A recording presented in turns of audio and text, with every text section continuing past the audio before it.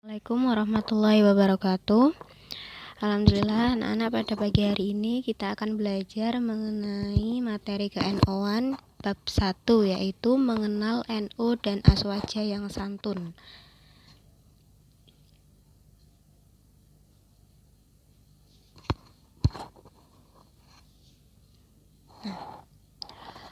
Poin pertama, hubungan NO dengan aswaja dalam bidang tauhid, fikih, dan tasawuf. NO aswaja beserta karakteristiknya. Yang pertama, apa sih NO itu? NO itu adalah panjangan dari Nahdlatul Ulama yang merupakan organisasi sosial keagamaan yang dipelopori oleh Kiai Haji Hasyim Asy'ari dan para ulama Sunni Nusantara. NU lahir pada tanggal 13 Januari 1962. Nah, Nahdlatul Ulama sendiri itu berasal dari kata Nahdlatul yang artinya kebangkitan dan ulama, para ulama, yang jika dijadikan satu berarti Nahdlatul Ulama adalah kebangkitan para ulama. Ahlus Sunnah wal Jamaah itu merupakan manhaj al-fikr. Artinya apa? Artinya adalah sebuah paham di mana yang memuat banyak mazhab pemikiran. Ya, jadi Ahlus Sunnah wal Jamaah itu menggabungkan beberapa mazhab untuk menjadi satu pemikiran. Ahlus Sunnah wal Jamaah itu adalah paham yang mengikut sertakan dan mengamalkan ajaran Islam yang murni sesuai yang diajarkan dan diamalkan oleh Rasulullah dan para sahabatnya. Ya, jadi sanad dari Ahlus Sunnah wal Jamaah itu jelas dari Rasulullah dan para sahabatnya. Untuk karakteristiknya, karakteristik NO yang melekat pada Ahlus Sunnah wal Jamaah itu ada 3, yaitu sikap tawasud, tasamuh, dan tawazun. Ya. Pokok-pokok ajaran aswaja itu mencangkup 3 bidang. Yang pertama tauhid atau akidah, fikih atau syariah, dan tasawuf atau akhlak. Nah, poin yang kedua tentang aspek keilmuan aswaja. Keilmuan aswaja ada 3, yaitu tauhid, fikih, dan tasawuf. Yang pertama kita akan membahas tentang aspek tauhid. Nah, yang pertama aspek tauhid itu mampu meresapi dan menghayati kalimat tauhid. Kalimat tauhid itu yaitu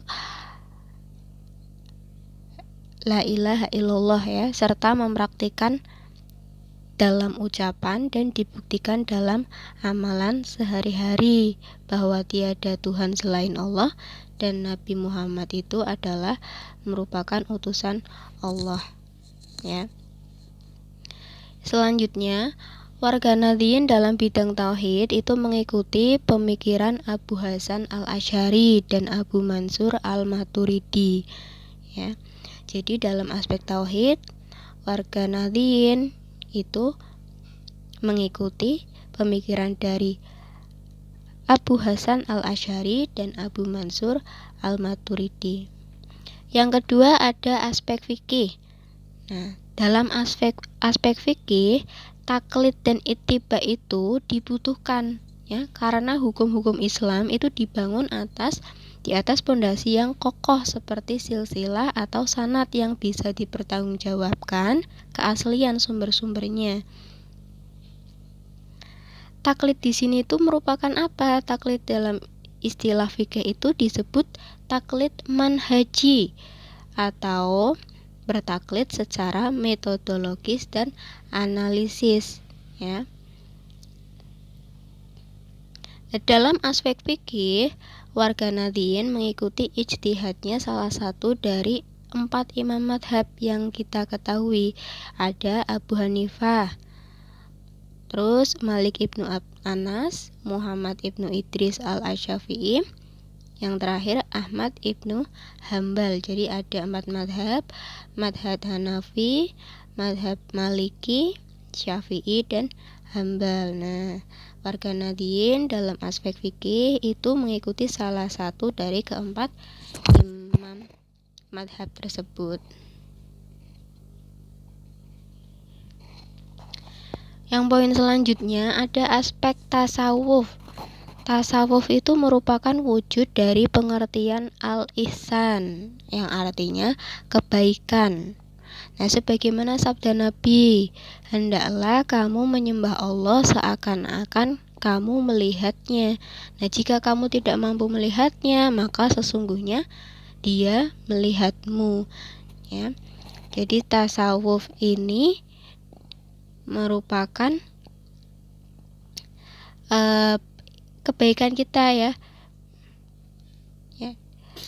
bahwa jika kita beribadah kepada Allah, nah kita ingat-ingat kembali bahwa sesungguhnya Allah dapat melihat kita. Nah, dalam aspek tasawuf, warga Nahdliyin itu menganut dua imam besar.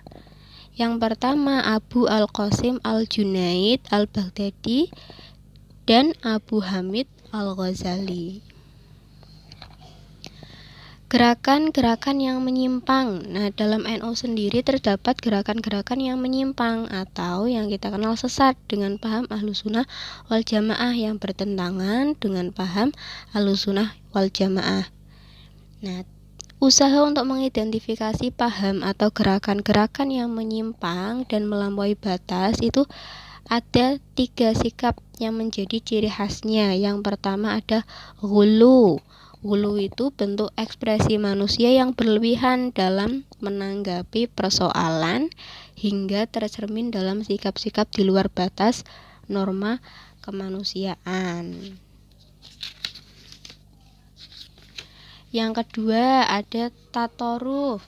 Ya, tatoruf sendiri sikap berlebihan karena dorongan emosional yang berdampak pada empati berlebihan dan acuh keterlaluan dari masyarakat. Yang ketiga ada irhab.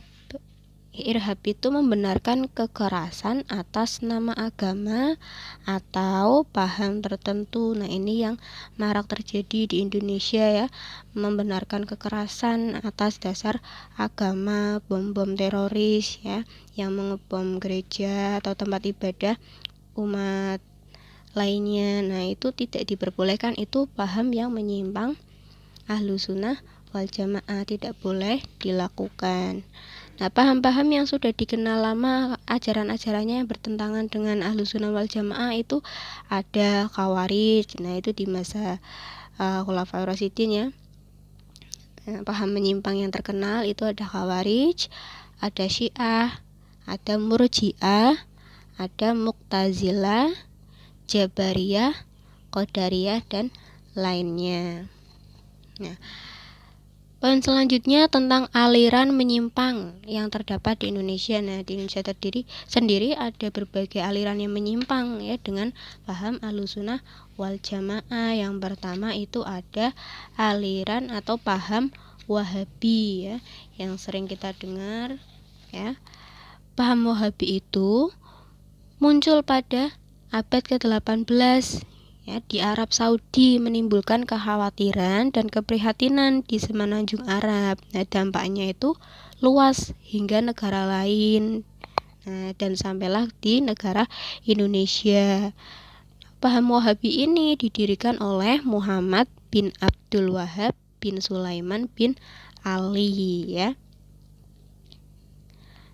Nah, paham Wahabi ini sering disebut dengan Wahabiyah ya, atau kalau sekarang istilahnya lebih terkenal dengan Salafi Wahabi. Nah, para penganut aliran Wahabi ini ya melancarkan atau memuluskan dakwahnya dengan merangkul penguasa yang ada pada saat itu dipegang oleh Muhammad bin Saud. Nah, penguasa itu pun mencari ulama yang sekiranya bisa menanamkan paham yang radikal dan ekstrem ini untuk melanggengkan kekuasaannya. Nah, kemudian berkembanglah paham tersebut di Hijaz, Arab Saudi hingga sampai sekarang ya. Yang kedua ada paham Ahmadiyah. Paham Ahmadiyah itu didirikan oleh Mirza Ghulam Ahmad yang lahir di desa Qadian, Punjab, Pakistan pada tahun 1836. Ya. Nah, Mirza Ghulam ini mengaku bahwa dirinya itu sebagai Isa Al-Masih atau Imam Mahdi yang akan ditunggu kedatangannya pada akhir zaman sebagai juru selamat. Nah, tetapi setelah ia berumur 54 tahun, ia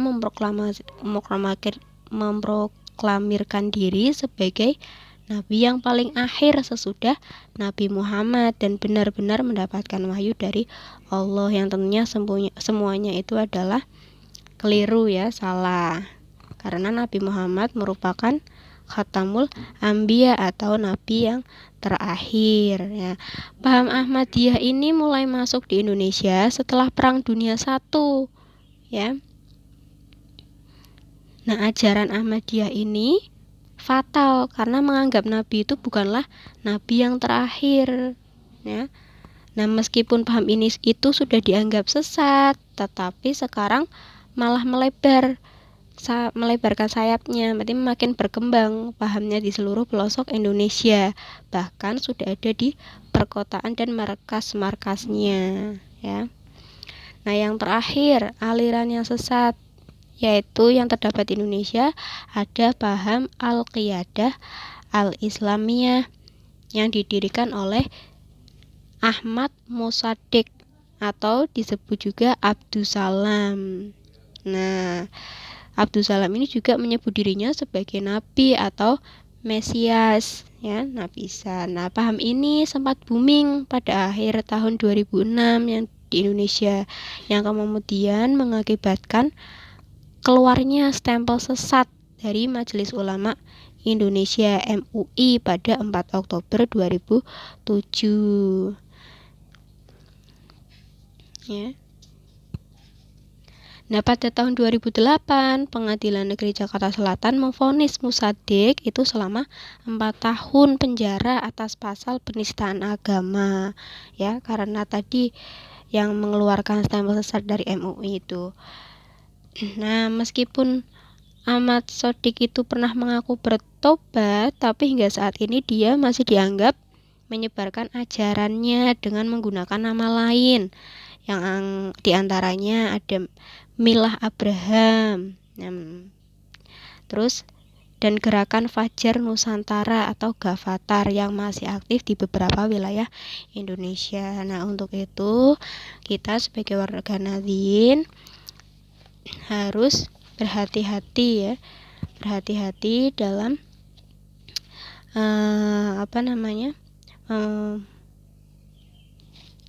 dalam mempelajari tentang beberapa aliran atau paham-paham yang sesat tersebut ya. Jangan sampai kita masuk terperangkap dalam paham tersebut.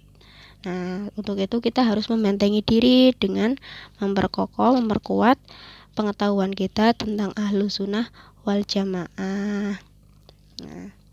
Nah, adik-adik ini sebagai generasi muda NU senantiasa meningkatkan pemahaman Islam yang berhaluan Ahlus Sunnah wal Jamaah, baik di sekolah atau madrasah, lingkungan keluarga dan masyarakat untuk mencegah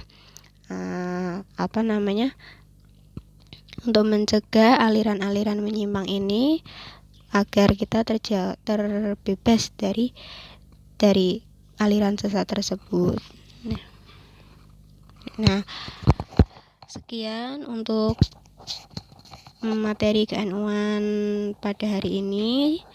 Jika ada pertanyaan nanti bisa menghubungi WA-nya Bu Arin secara pribadi ya.